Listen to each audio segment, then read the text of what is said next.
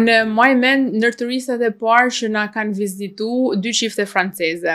Ishte viti 2011 dhe unë jam kënë 11 vjeqe. Baba jem ka kënë varktar, kapiten në atë kohë, ndër të partë në luginën e Drinit, me shumë siguri të partë tu mund ta kenë njoft, dhe u ente me turista. Ndodhë që për shkak të kushteve dhe të terrenit, një nga çiftet franceze, ndërsa po largohej prej të shtëpia jonë, boti i kuq dhe u i kuq në breg, e din që është shumë i rrshitshëm, dhe francezes i rrshet kama dhe nxjerr krahun. Në atë kohë nuk ishte valë telefoni, nuk ka sot, por ishte edhe ma vështirë për me gjetë një pikë komunikimit dhe për me jarë në nim. Nimin e shpejt hiq se hiq, harroje. Ishte vetëm një skaf edhe një anija babs. Ishim vetëm unë edhe vllai. Dhe për me arrit ma shpejt të urgjenca në komand, vllai thot, jam i detyruar për me marrë skafin dhe zonjen, por duhet ti marrësh 3 tjerët me anijet babs, se ndryshon vënohem shumë dhe do jetë vonë për me ja dhënë nimin e shpejt. Kështu vllai ik me zonjen që ishte lëndu në krah, dhe unë për herë të parë mu mbesoj një timon.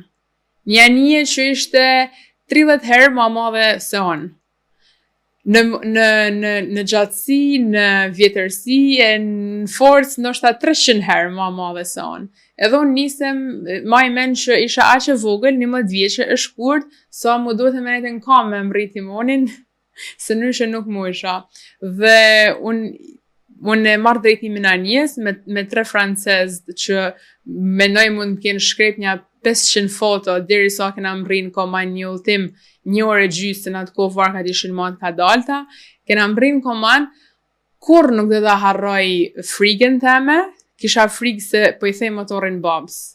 Edhe kisha frikë se po mërthej në drut e Drinit, drut që bjen Drini, edhe kur kam rri në komand, shikimi krenar që më ka dhënë baba, në atë moment, për mu ka shënu tanë vetbestimin që unë kam nërtu edhe që kam alasot edhe në politikë.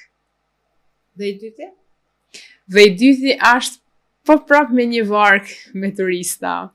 Kishin met një grup turistash qek në Lumë Shalës, ishte krejtësisht fillimi, nuk ishte as gjë, as tenda, as bare, ata kishin arë prej luginës së Shalës në një mënyrë shumë aventureske dhe kishin met pa bukë.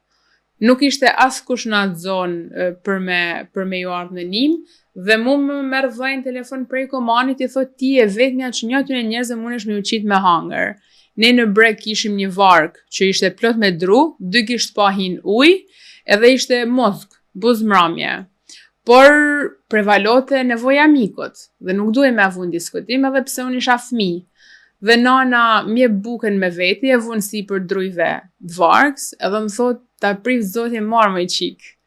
Unë jam nis luginës Drinit prej ku fillon kulla jonë për me shkuar në Lumë Shalës, shumë frikë e madhe, se aty duhet me njek gjarpnushet e lumit, edhe jo me ecë drejt si kur jenë liqen, edhe nuk duhe me harru se mund të gabosh edhe rrjedha mund të penalizote.